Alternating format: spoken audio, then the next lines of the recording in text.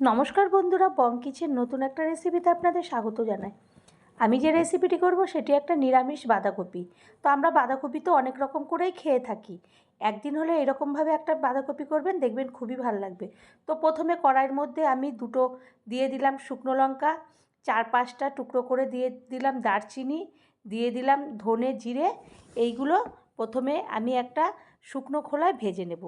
তো আমি এইভাবে যখন একটু ভাজা ভাজা গন্ধ বেরোবে, একটু এই মশলাগুলো ফুটতে থাকবে, জিরে ধনে আর লঙ্কাগুলো একটু শক্ত মতন হয়ে যাবে, একটু লালচে মতন, ততক্ষণ পর্যন্ত আমি নেড়ে যাব। আর এখনও যদি আপনারা আমার চ্যানেলটি সাবস্ক্রাইব না করেন, সাবস্ক্রাইব করবেন, লাইক শেয়ার কমেন্ট করবেন, পাশে থাকা বেল বাটনটি টিপবেন, তাহলে যে কোনো রেসিপি সবার আগে আপনাদের কাছে পৌঁছাবে। এইভাবে আমি মশলাগুলো আমার যখন ভাজা হয়ে যাবে, আমি একটা প্লেটের মধ্যে ওটাকে ঢেলে নেব।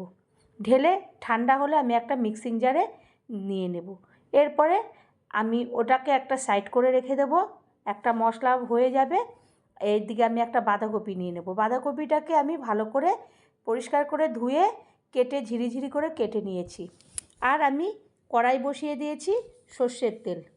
সর্ষের তেল দিয়ে আমি ভালো করে এই মধ্যে আলু দিয়ে দেবো, ডুমু ডুমু করে কেটে সেই আলুগুলোকে আমি ভেজে নেব। প্রথমে আলুটাকে আমি সুন্দরভাবে এমনভাবে ভেজে নেব হাফটা ভাজা হয়ে যাবে সেইভাবে।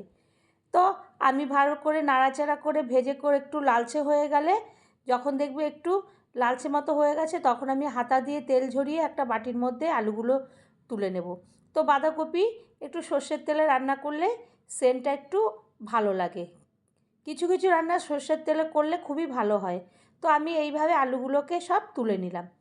এরপরে ওই তেলের মধ্যে আমি ফোড়নে দিয়ে দেব তেজপাতা দুটো, দিয়ে দেব আমি শুকনো লঙ্কা আর দারচিনি, এলাচ, লবঙ্গ, এইগুলো আমি সমস্ত কিছু দিয়ে দেব।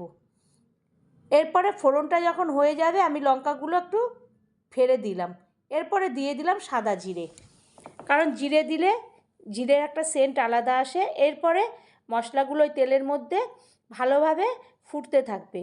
তখন আমি একটু আদা বাটা দিয়ে দিলাম, গ্রেট করে রেখেছিলাম আগে থেকে আদা বাটা, সেই আদা বাটাটা দিয়ে দেব।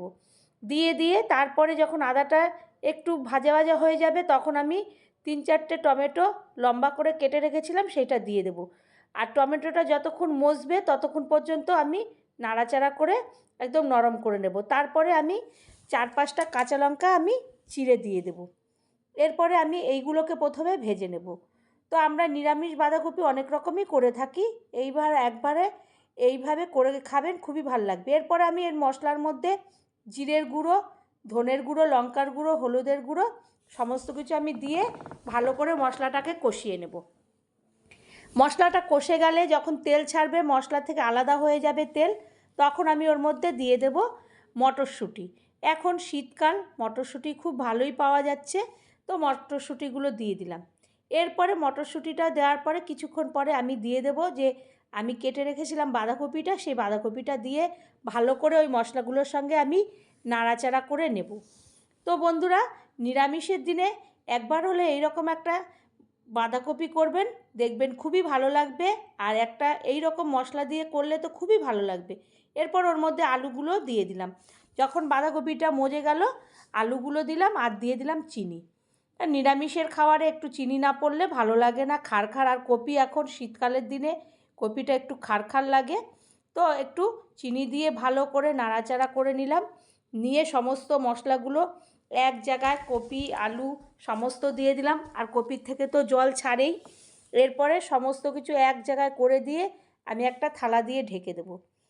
থালা দিয়ে ঢেকে দিলে এরকম একটা কপি আপনি যদি করেন, বাঁধাকপি, আপনি রুটি, পরোটা কি ভাত যে কোনো কিছু দিয়েই আপনি খেয়ে নিতে পারবেন। এরপরে ঢাকনাটা তুলে আমি ভালো করে নাড়াচাড়া করে নেব।